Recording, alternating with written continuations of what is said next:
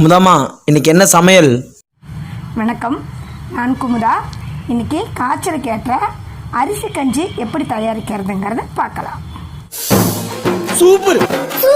அரிசி கஞ்சி செய்ய தேவையான பொருட்கள்: அரிசி 1/2 கப், கோதுமை ரவை 1/4 கப், ஜீரகம் 1 ஸ்பூன். அரிசி கஞ்சி தயாரிக்கிறது எப்படிங்கிறத பார்க்கலாம். முதல்ல கடாயை அடுப்பில் வச்சு அரிசியை போட்டு நல்லா செவக்க வறுக்கணும். பாதி வறுபட்ட உடனே கூடவே ஜீரகம் போட்டுக்கலாம். இப்போது நல்லா வாசனை வரும். ஜீரகம் உடம்புக்கு ரொம்ப நல்லது. இப்போ பாருங்கள், நல்லா செவந்துருச்சு. இப்போ இதை எடுத்து இன்னொரு பாத்திரத்தில் நம்ம எடுத்து வச்சுக்கணும். இப்போது அதே கடாயில் கோதுமை ரவையை போட்டு சும்மா ஒரு 2 நிமிஷம் வறுத்திங்கன்னா போதும். இதுவும் வறுத்தாச்சு. சூடாக இதை மிக்சியில் போடக்கூடாது. ஒரு 5 நிமிஷம் ஆற வைக்கலாம். இதில் நான் கோதுமை ரவையும் அரிசியும் சேர்த்துருக்கேன். இது உங்களுக்கு பிடிக்கலை அப்படின்னா வெறும் அரிசி ஜீரகமும் மட்டும் சேர்த்துக்கலாம்.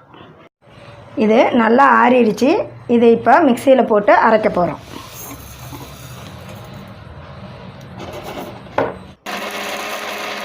இப்போ இதை அரைச்சாச்சு. ரொம்ப நைஸாக வேணாம், ரவை பதத்தில் இருந்தால் போதும். இப்போது அரைச்சி வச்ச கலவை 1 கப் இருக்குது. இதை ஒரு பாத்திரத்தில் கொட்டி அதே கப்பில் 8 கப் அளவு தண்ணி சேர்த்துக்க போகிறேன்.